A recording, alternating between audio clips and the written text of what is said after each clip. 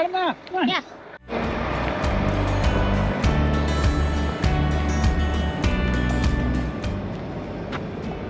Civilian Conservation Corps worker.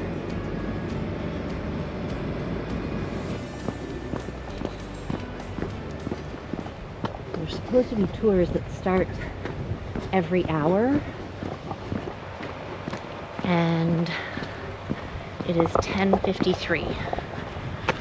So hopefully we're right on time.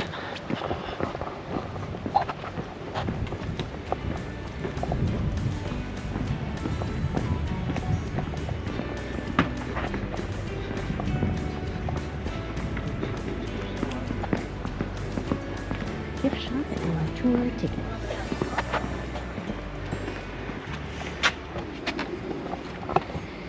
And have either of you been in a cavern outside of ours in the past 48 hours? Native Americans once lived there. These were incredible resourceful people using the needle palms in the area to knit some. Okay, y'all, you have 33 steps leading down to our cavern door. As you guys go down, make sure to watch your steps and this handrail going down.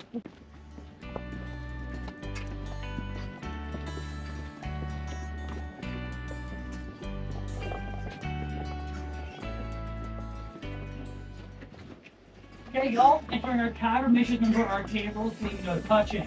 As you guys come in, you'll head over to the left side of the cavern. As you guys walk in, make sure to watch your heads, watch your steps going through.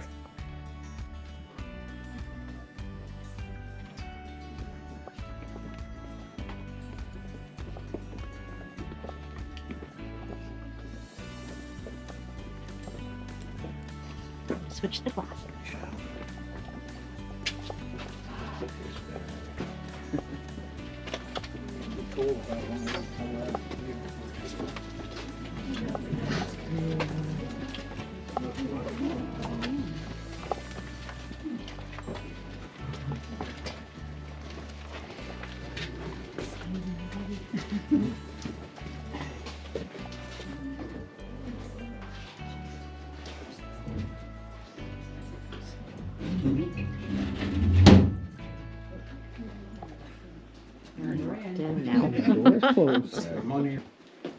Okay, y'all, before we get going, if you guys need to leave the cave for any reason, due to a medical emergency or claustrophobia, let me know. I can escort any of you guys out to our nearest cavern exit within 5 minutes away. So, you guys ready? Yep. Yes. Ready. Okay, y'all, as you walk down here, watch your heads, watch your steps. That's first.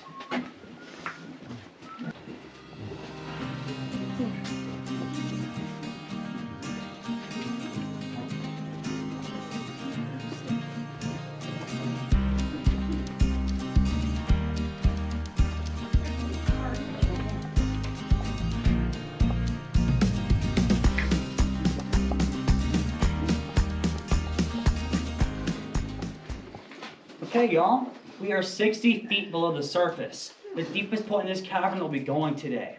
With our basement right down here at 65 feet. With all that mud and water, I think it's odds we're not going down there today. But y'all, this cavern floods every spring. And when it floods, water from the local Chipotle River will come in and flood into our basement, filling it up to this ridgeline right here, and on the rare occasion up to our waist where we're standing at right now. When this happens, animals from our Florida aquifer, which is 25 feet below us in this room, will come up from, and they'll be seen sitting on this ridge line right here, such as the Georgia blind salamander and the blind crawfish. But y'all, our next one right back here is called our tuck and squeeze. It's 4 feet tall, 2.5 feet wide. As you go through, make sure to watch your heads, watch your steps. As well as leaving our tuck and squeeze, there'll be a railing with a slope. Make sure you use that handrail. That slope is wet and slippery. As you guys go through, watch your heads, watch your steps. Oh my gosh. Yikes.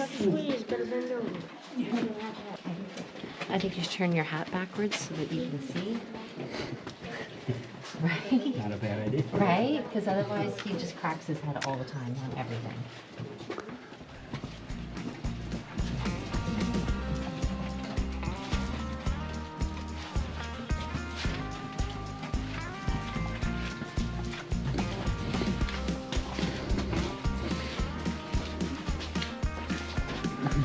Water there.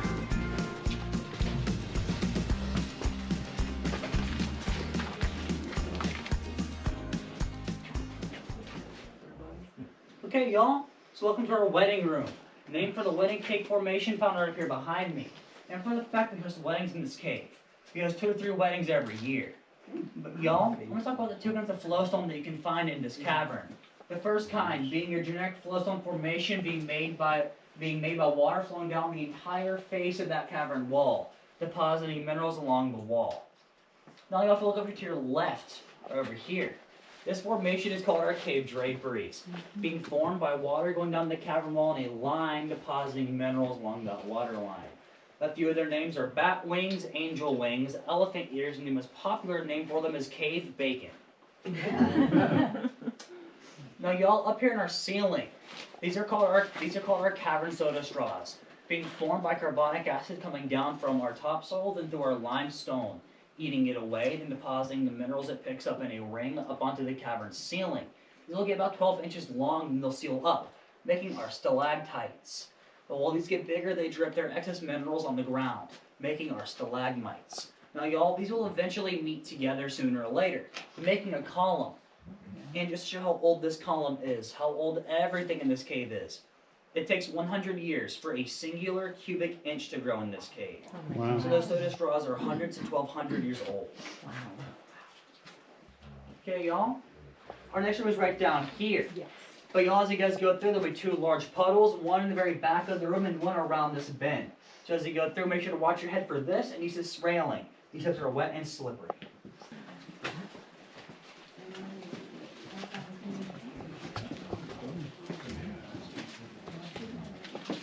Watch your head.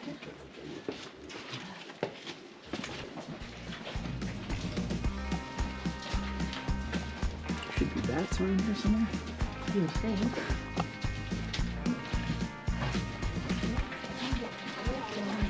No, it's like, it's like actually dripping. Yeah.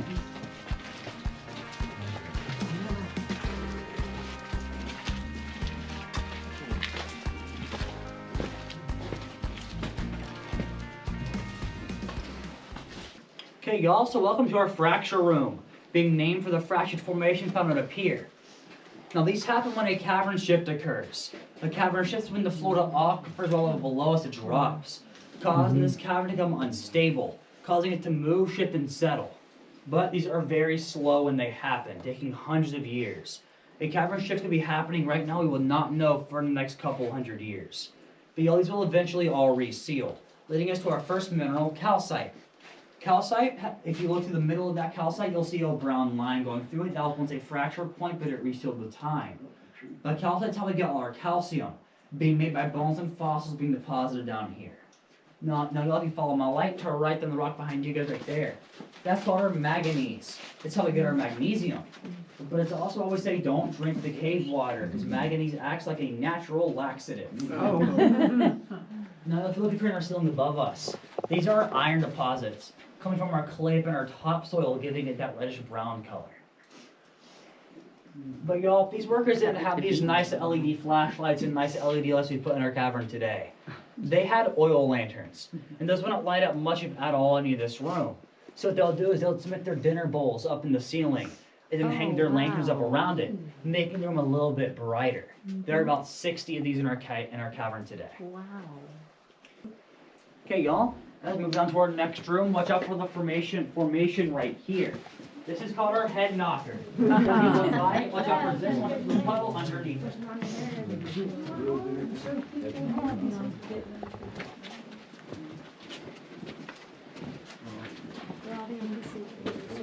You're so busy looking around, Mhm. you forget to look right in front.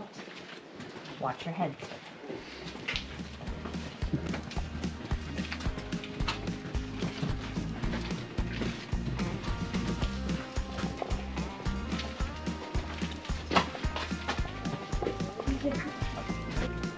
Oh my gosh, this is so cool.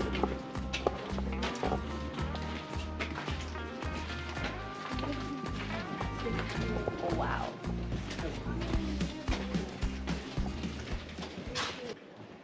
Okay, y'all, welcome to our South America room, the biggest room in our cavern, the most popular room for our weddings.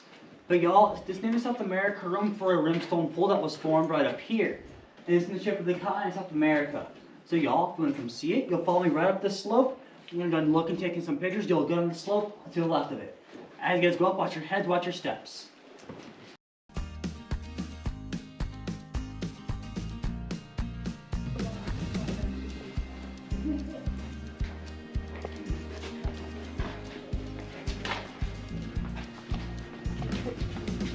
Wow. Pretty neat stuff, huh? So cool. Okay, y'all. I have to do one more thing in this room. I can turn off the lights. You guys okay with that? Yeah.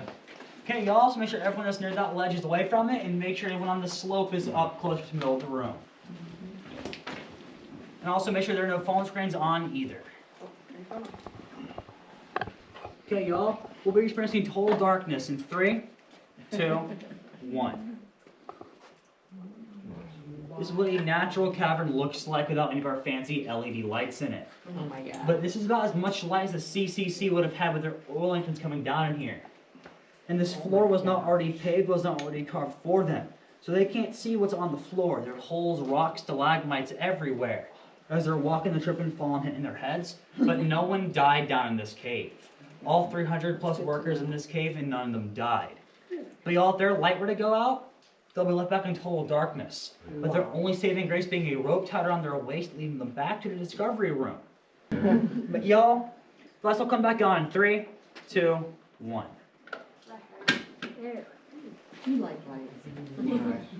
But y'all, as you walk down here, watch out for the low-hanging ceiling, as well as the brown spot on the left side of the walkway. As they're going stalagmite and is very, very slippery.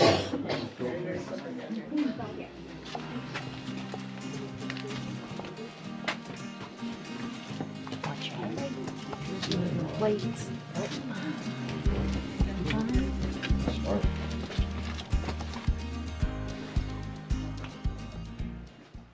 Okay, y'all, so welcome to the waterfall room.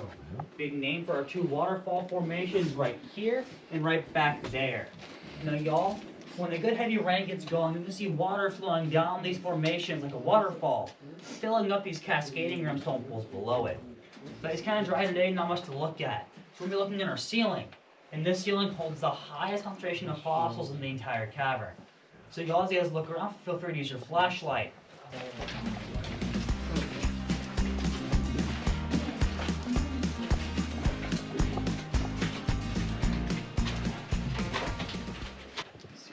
Hey y'all, so welcome to our discovery room, where in 1937 a man named Oliver Shellifoot discovered our Florida caverns. He discovered them by an uprooted tree doing land surveying for the state of Florida, and he found them right back up here. If you look towards the back of the room, you'll see some sheet metal and rocks covering the initial entrance. That's due to us closing it off in the 50s and 60s due to vandalism issues. People would come down to our cave and break our formations to keep them as souvenirs or to sell them. Which leads me to that rock in the center of our room. That rock was not always that shape. That rock used to be a stalagmite, a little bit bigger than that, but it was vandalized. But that rock is called the rock of many names. When the CCC or people would come down here, they wouldn't see this rock or they wouldn't be paying attention. Trip on that rock, hit their hand on the stalactite above it, and then call that rock many, many colorful names. But y'all, this is also a very useful rock.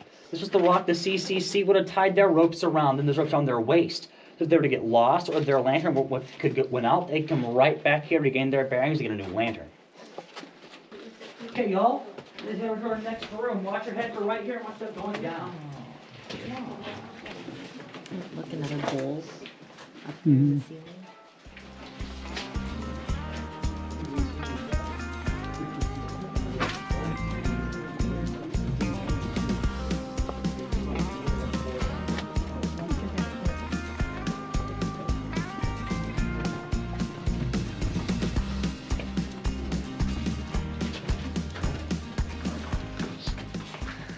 Like, it's just so gorgeous.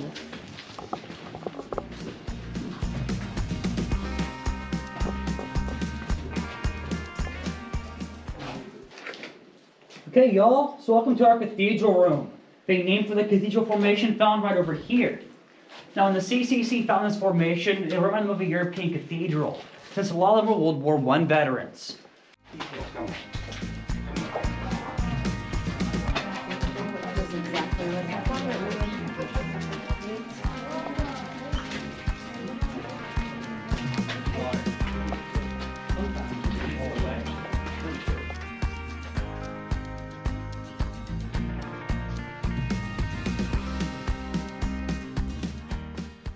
He has little claws in his feet that he can hang on to. Yeah. Last week on Monday, one wing was here and one was right there.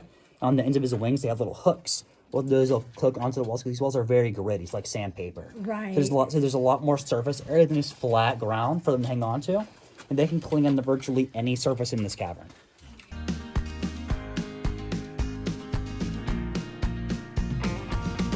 He's been here for 3 weeks. Oh. But he is hibernating, so. Nice.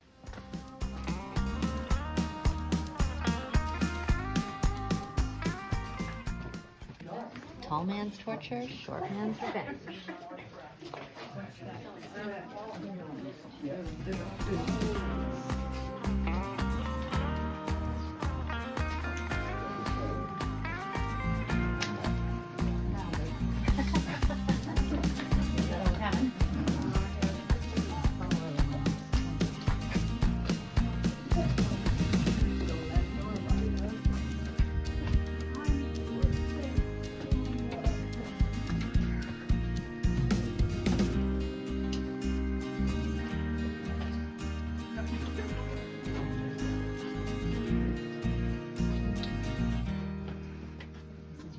That's like tucked up into a little hole. Right there.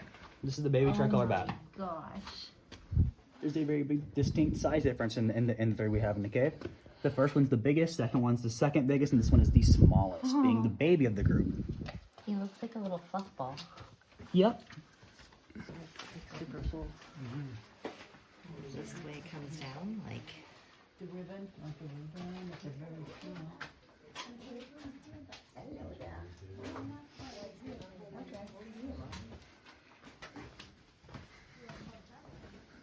Make sure to watch your heads and watch your steps. Leaving the cavern, notably some low-hanging overhead cavern ceiling. Watch out for that as well. As you guys leave, make sure you have a great rest of your day. Thank you so Thank much. you, Joseph. Thank you.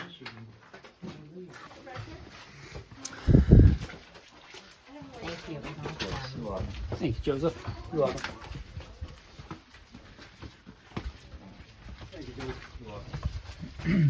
Feel like an explorer coming out from the tunnels into the light. Don't forget to collect your dollar. Right? So, what do you think of the caves? That was super cool. Yeah, super neat. And like not expensive at all. Yeah, $5 to get in and $15 each for the tour. Yeah, so it cost us, $35. yeah, plus taxes. Well worth it. Absolutely. Highly recommend. All right, caves were fun. Now let's go to the state park. Where are we going again? Oleno State Park in more like Central Florida. Don't we need to stop at for groceries? Yes, we do. So we'll do that first. We'll stop. We'll just pull into a Walmart. I'll make a quick lunch in the RV. Then we'll go into Walmart and grab some groceries so that once we're at the park, we don't have to worry about that. We have enough food for like the next 4 days. And I think we should also call those harvest hosts for this weekend. Yes. Try to do that on the way as well. That on the way. Yes. All Good right. idea. Sounds good. All right. Let's do it.